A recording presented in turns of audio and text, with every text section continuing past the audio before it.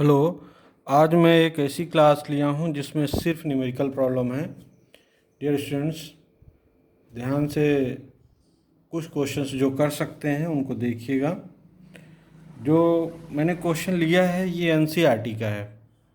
मैंने क्वेश्चन को पहले से लिख रखा है, और अगर क्वेश्चन पढ़ने में प्रॉब्लम है तो आप बुक में देखिएगा। एनसीईआरटी में ये क्वेश्चन एनसीईआरटी में दिया है तो आप उसको देख सकते हैं। इसका एक्सप्लेनेशन समझिए। इसमें 3 पार्ट दिए हैं इस क्वेश्चन में।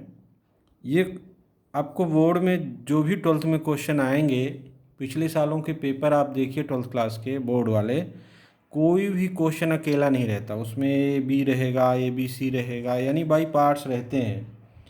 आपकी जो अंडरस्टैंडिंग है कंसेप्ट के बारे में, उसको अच्छी तरह समझने के लिए उसके और भी पार्ट कर दिए जाते हैं। तो आप उसी पार्ट्स में से इसको समझने की कोशिश करिए। मैं आपके साथ करता हूँ, आप ध्यान से सुनिए। इसका ये पार्ट है, मैं पढ़ रहा हूँ question. Two insulated charged copper sphere, 2 charged copper sphere हैं A and B, 2 charge copper sphere हैं A and B, having their centre separated with distance of 50 centimetre. ध्यान से देखिए, इसमें कह रहा है कि इन दोनों के जो सेंटर्स हैं उनके बीच की दूरी जो है 50 सेंटीमीटर है, और ये दोनों आइडेंटिकल हैं, एक जैसे हैं।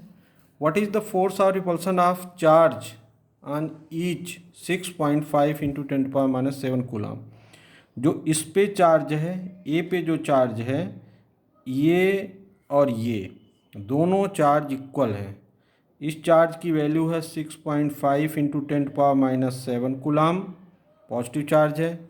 इसकी भी वही है 6.5 इंटू 10⁻⁻7 कूलम।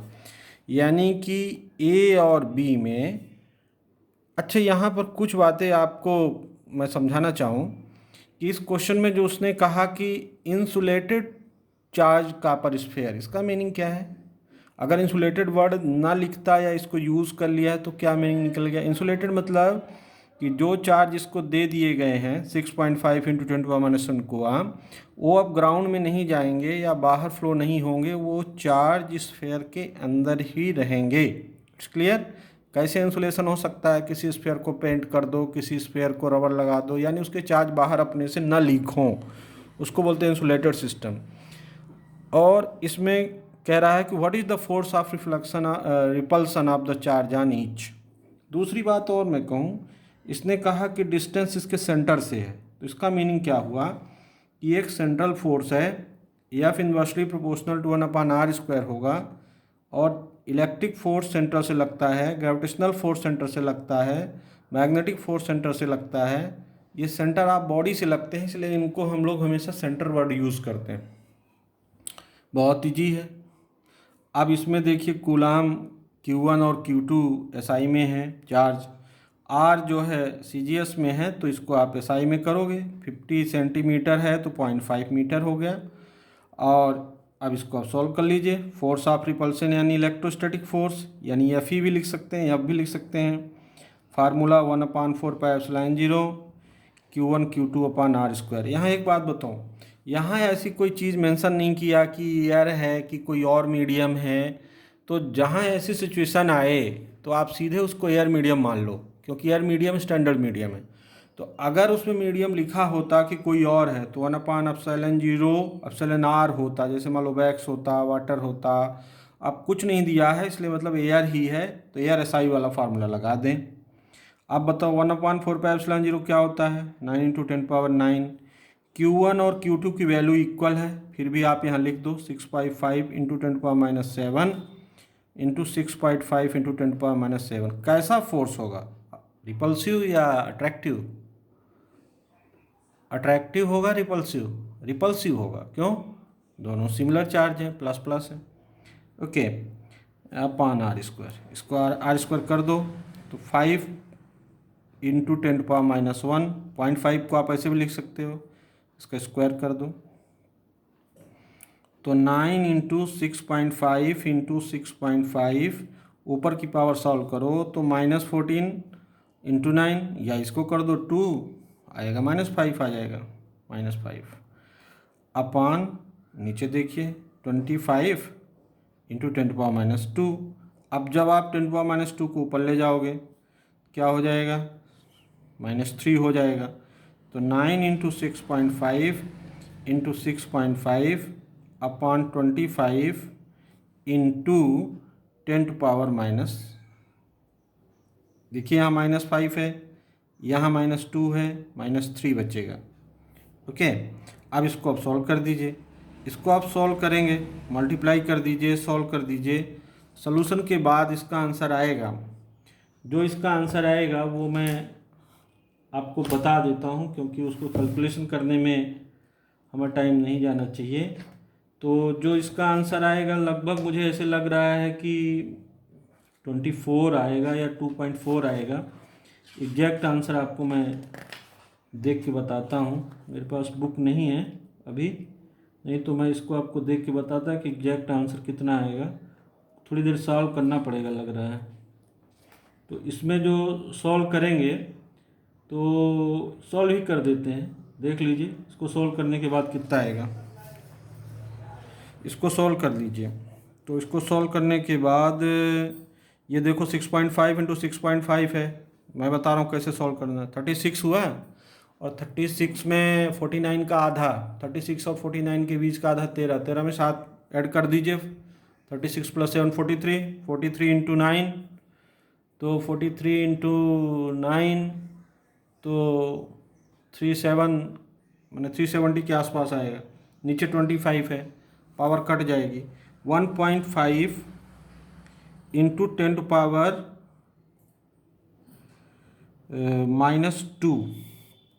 न्यूटन आएगा। इसको सॉल्व करिएगा आप अपने से भी, मैं समय और पेपर कम था इसलिए मैंने ऐसे कर दिया। पेपर भी बार बार यूज़ करना पड़ता है, इसलिए इसका आंसर इतना आएगा। मतलब इसका सलूशन क्लियर हो गया। अब इसके बाद इस क्वेश्चन में आगे पढ़िए। इस क्वेश्चन में लिखा है कि also compare this force with their mutual gravitational force of each weights 0.5 kg। 0.5 kg इसका बोल रहा है कि ये दो चार्जेस जो हैं इनके मास है 0.5 kg, इसके वाले भी मास है 0.5 kg, और इनके बीच का जो डिस्टेंस है वो 0.5 मीटर है। इनके बीच जो फोर्स ऑफ ग्रेविटेशन लग रहा है, फोर्स ऑफ ग्रेविटेशन हमेशा क्या होगा, देखो अट्रैक्टिव होगा। तो कैपिटल जी m1 m2 अपान r² लगा दीजिए। कैपिटल जी की वैल्यू आपको पता 6.67 इंटू 10⁻11, m1 हो गया आपका 0.5, m2 हो गया 0.5, और नीचे आपका r²। तो r² क्या करोगे, 0.5 इंटू 0.5 मीटर में है, SI में है, ये दोनों कट गए, ये आपका मिल गया 6.67 इंटू 10⁻11 न्यूटन। अब आप कंपेयर करिए, बैक पेज में देखिए कि आपने इलेक्ट्रिक फोर्स निकाला था 1.5 इंटू 10⁻² न्यूटन, राइट, ये आपने निकाला था। और इसमें आपने देखा कि आया 1 पॉइंट, कौन सा फोर्स ज़्यादा है बताओ, which force is more, F E is more than F G. ये चीज़ हम आपको पहले भी डिस्कस कर चुके हैं। इलेक्ट्रिक फोर्स का मैग्नीट्यूड ग्रेविटेशनल फोर्स से ज़्यादा होता है, या -2 ज़्यादा होगा -11 से। अगर ये प्लस होती तो +11 ज़्यादा होता +2 से, लेकिन पावर माइनस है तो छोटी पावर जो है वो ज़्यादा है। ये क्वेश्चन आप देख लिए। फिर अब हम इसके बी पार्ट पे चलते हैं। क्वेश्चन पीछे करके देखेंगे तो आपको क्वेश्चन है उस पेज पे, मैं दूसरे पेज पे कर रहा हूँ। कह रहा है कि what is the force of repulsion of each sphere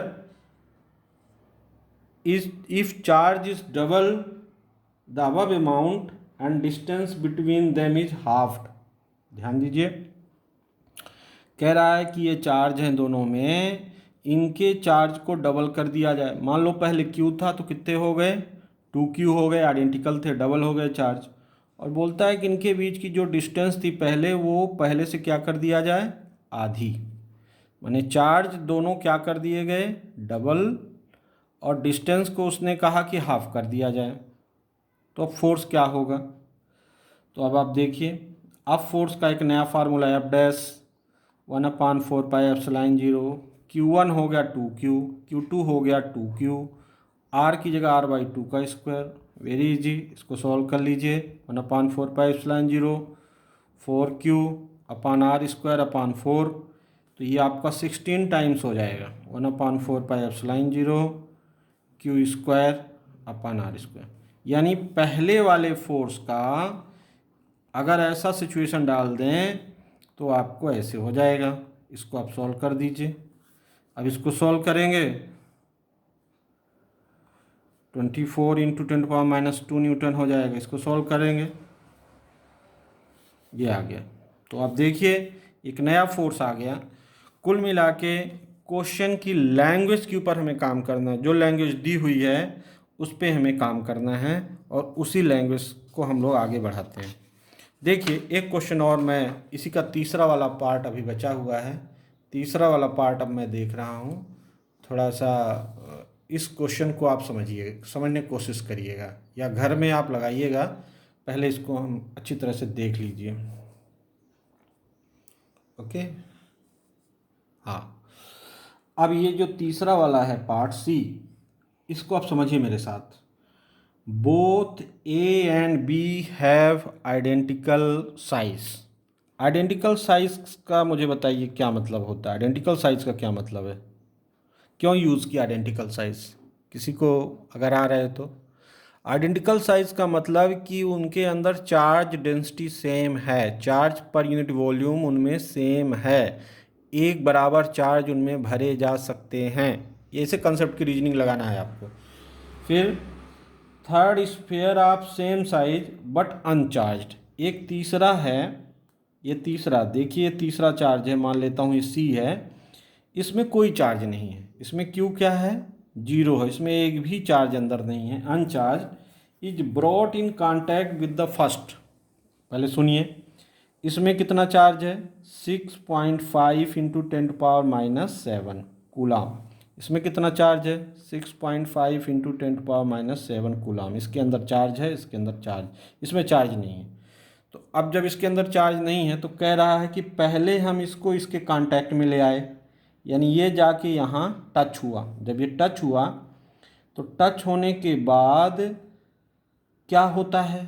touch होने के बाद हायर चार्ज लोअर चार्ज की ओर जाएंगे, और कब तक जाएंगे? जब तक दोनों में बराबर बराबर चार्ज ना हो जाए। तो ये सिचुएशन जानिए, इसको बोलते हैं equilibrium of the charge, charge flow. आप इसको, जैसे हमने आपको पहले बताया था कि अगर दो बकेट हैं और उनमें वाटर की अलग अलग लेवल है, फिर उनको एक पाइप से आप जोड़ दीजिए, तो हायर वाले बकेट से वाटर लोअर वाले बकेट में जाएगा जब तक दोनों में बराबर ना हो जाए। वैसे भी चार्ज भी फ्लो होता है, चार्ज भी हायर चार्ज बॉडी से लोअर चार्ज बॉडी पे हो जाएगा। तो हायर चार्ज बॉडी है 6.5 × 10⁻⁷ कूलाम, लोअर चार्ज बॉडी है 0। तो जब दोनों को टच करोगे तो क्या हो जाएगा कि ए, अब एक नया जो बना, इसमें बचेगा 3.25 × 10⁻⁷, और सी में कितना बचा जब उसको बाहर कर दिए टच करने के बाद? 3.25 × 10⁻⁷। जब आप अनचार्ज सी को ए के पास ले गए तो इसमें इससे इधर की ओर चार्ज आया, और कितना चार्ज आया? 3.25, दोनों बराबर हो गए। जब बराबर हो गए उसको अलग कर दिया। फिर ये कह रहा है कि then it brought to contact with the second charge and finally remove from the back. फिर इस चार्ज को कहाँ लिया गया? इस चार्ज को ले जाया गया बी के पास। बी में कितना चार्ज है? 6.5 × 10⁻⁷ कूलाम। इस चार्ज को पहले सी को ए के पास ले गए, तब ये अनचार्ज था, लेकिन जब एक से टच करा दिए तो ए के आधे चार्ज इसमें आ गए। अब कह रहा है इसी कंडीशन में सी को कहाँ ले जाओ? ए के पास, सॉरी बी के पास, और सी और बी को टच करा दो। तब दोनों को अलग अलग करोगे तो कितने चार्ज बचेंगे बताओ? इन दोनों का एवरेज, यानी जो चार्ज इस पे बचेगा 3.25 + 6.5/2 × 10⁻⁷, ये दोनों में बचेंगे। तो इसको सॉल्व कर लीजिए, तो 9.75/2 × 10⁻⁷, यानी ये बचा 4.875 × 10⁻⁷, ये चार्ज दोनों में बचे, यानी जब सी को अलग किए और बी को अलग किए तब इसके पास 4.875 इंटू 10⁻⁷ कूलाम है, सी के पास भी उतना ही है। और अब कह रहा है कि what is the new force of repulsion between A and B. अब न्यू फोर्स क्या है ए और बी के बीच, new force between A and B. अब देखो ए कहाँ है, ये है। ए पे कितना चार्ज है सी को हटाने के बाद 3 इंटू 10⁻⁷, और बी के पास कितना अब बचा हुआ है 4.875 इंटू 10⁻⁷। और उनके बीच का डिस्टेंस नहीं हटाया है, डिस्टेंस वही है जो भी था पहले, यानी डिस्टेंस इसके बीच का 0.5 मीटर ही है। तब इसको नया फोर्स क्या आ गया 1/4πε0 3.25 इंटू 10⁻⁷, 4.875 इंटू 10⁻⁷, अपॉन 0.5 का स्क्वायर। इसको सॉल्व करेंगे, इसको सॉल्व करना है, आप सॉल्व कर लीजिए। और मैं इसको डायरेक्ट इसको लिख देता हूँ, वैल्यू इसकी 9 इंटू 3.25 इंटू 4.875 इंटू 10⁻⁻14 अपॉन 0.25, ये पावर -6 होगा, नीचे का 2 माइनस होगा। सॉल्व करेंगे, इसका लगभग ये आंसर आएगा, ये आंसर, ये आपको सॉल्व करना है। ये जो क्वेश्चन है पार्ट सी, इसको एक बार और मैं एक्सप्लेन करता हूँ, ज़रा जल्दी में देखिएगा। दो चार्ज हैं, दोनों चार्ज ए पे है 6.5 10⁻⁷, बी पे है 6.5 इंटू 10⁻⁷। फिर एक अनचार्ज है सी, जिसके ऊपर कोई चार्ज नहीं है, उसको लाया गया, उसको पहले ए से टच किए। जब ए से टच किए तो ए और सी पे बराबर बराबर चार्ज हो गए। यहाँ पर देखिए ए पर भी वही चार्ज 3.25, सी पर भी वही है। फिर कह रहा है फिर सी को ले गए तो बी से टच कराए, तो सी में जो चार्ज है 3.25, बी पे है 6.5। तो जब टच करा दोगे तो बी से सी पर आएगा चार्ज, और कब तक आएगा, जब तक दोनों में एवरेज चार्ज ना हो जाए। तो दोनों का एवरेज निकाल लिया, इतना 4.85। अब सी पे हो गया 4.87 और बी पे भी हो गया 4.87। अब कह रहा है कि ए और बी के बीच नया फोर्स क्या है। तब अब ए पर जो नया चार्ज बचा वो है 3.25 इंटू 10⁻⁷, बी पे नया चार्ज जो बचा 4.875 इंटू 10⁻⁷, डिस्टेंस वही है, सॉल्व कर लिया। यानी कहने का मतलब जो ये थर्ड एग्जाम्पल आप पढ़े हो, this is the sharing of charge, this is the sharing of charge, how the sharing of charge takes place.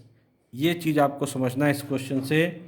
इस क्वेश्चन, एक क्वेश्चन और आज आपको डिस्कस करना था, लेकिन अभी टाइम हो गया है, अब हमारे पास टाइम नहीं है, पर देखते हैं उस क्वेश्चन को डिस्कस कर लेते हैं। खैर अभी उस क्वेश्चन को देखिए, क्वेश्चन नंबर 2 आज जो मैं डिस्कस करूँगा एक दूसरे कंसेप्ट का है, उस कंसेप्ट को आप देखिएगा, थोड़ा जल्दी में देखना है, टाइम कम है।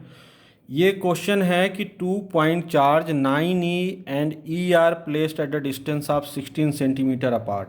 इसका सोल्यूशन देखिए, एक चार्ज है 9E, दूसरा चार्ज है E, इनके बीच की जो डिस्टेंस है R है वो 16 सेंटीमीटर है। कह रहा है कि at what point between them charge should be A third point Q। कहाँ पर थर्ड पॉइंट रखें हम, मान लो P पॉइंट पे रखें Q को, so that system is remain equilibrium. समझने की कोशिश करिए। अगर ऐसे कोई क्वेश्चन आए, इसको दो तरह से कर सकते हैं। एक तो ये तरीका है कि ये चार्ज Q1 है, ये चार्ज Q2 है, ये दोनों में रिपल्सन लगेगा। इस चार्ज का P पॉइंट पे लगने वाला जो इलेक्ट्रिक फील्ड है, मान लो पहला, और इस चार्ज पे लगने वाला इलेक्ट्रिक फील्ड एक दूसरे को रिपेल करेंगे, क्योंकि ये दोनों प्लस चार्ज हैं। तो मान लो कि P पॉइंट पर इन दोनों का इलेक्ट्रिक फील्ड 0 है।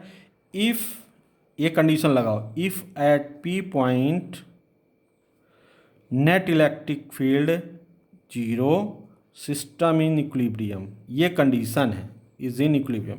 इसको आप बोलते हैं कंसेप्ट, इसी कंसेप्ट को हमें सीखना है, इक्विलिब्रियम। तो बता दो कि नेट क्या होगा P पे, तो E1 आप निकाल लो, E1 equal to E2 at P। कहने का मतलब ये, क्योंकि नेट होगा E1 plus minus E2 equal to 0। ये इधर बाहर की ओर है और ये भी बाहर है, तो इसको सीधा करेंगे वेक्टर फॉर्म में 0 हो जाएगा। E1 की वैल्यू निकालो, 1/4πε0 9e अपान ये डिस्टेंस मान लो कि x है तो x square this is equal to ये कितनी बचेगी 16 माइनस एक्स, अभी CGS में ही ले रहे हैं 1/4πε0 ई अपान 16 माइनस एक्स का होल स्क्वायर। सॉल्व कर दो, ई कट गया, 9/x² equal to 1/16 minus x का square, 3/x equal to 1/16 minus x, x equal to 3 into 16 minus x, x equal to 48 minus 3x, so 4x equal to 48, x equal to 12। तो x equal to 12 centimetre कहाँ से है? From 9e charge. तो from E charge क्या हो जाएगा?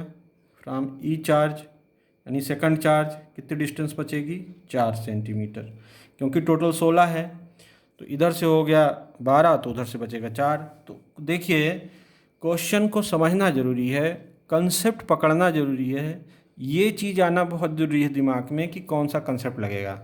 फिर हम कैसे लगाएंगे ये दूसरी सिचुएशन है, लेकिन पहले ये चीज़ रियलाइज होना पड़ेगा, ये चीज़ दिमाग में डेवलप करनी है कॉम्पिटेंसी।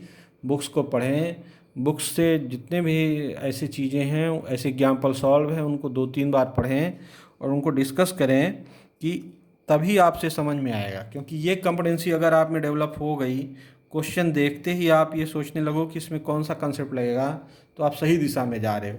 लेकिन अगर क्वेश्चन देखते ही आप दूसरे ढंग से सोचो कि कौन सा फार्मूला लगा दें, ये रॉन्ग है। ये मेथड फिजिक्स में नहीं चलेगा, ये मैथ में चल सकता है। फिजिक्स में पहले कंसेप्ट पकड़ो, कौन सा कंसेप्ट लगेगा। ठीक है, आज हमने 2 क्वेश्चंस किया, आप घर में और कई क्वेश्चंस करिए। हम फिर एक नया वीडियो डालेंगे अगले टॉपिक पर। Thank you, have a nice day.